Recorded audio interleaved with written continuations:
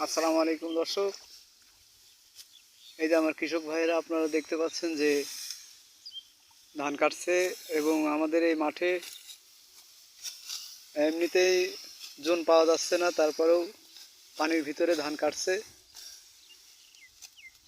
যেটুকু কৃষক ভাইয়ের মুখে আমি শুনলাম যে বিঘে প্রতি এবার 10,000 টাকা করে ঘাটতি যাচ্ছে। দর্শক শুনতে পারলেন। এই এই আজিজুল ভাই, আসেন আসেন, একটু আমার দর্শক ভাইদের বলেন, এদিকে আসেন। তুমি আসো।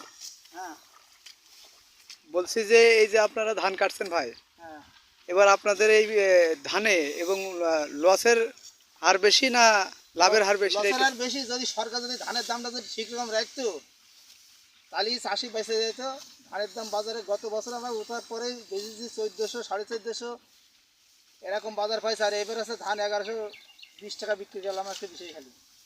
আচ্ছা, তাহলে ধান তাহলে আপনার তা 600 650। তাহলে বিঘে প্রতি আপনার কত লসের ভিতরে? আনুমানিক আছে বিঘা প্রতি টোটাল মিলে চাষির আছে যে অন্তত 12 14 15 হাজার টাকা লস হবে।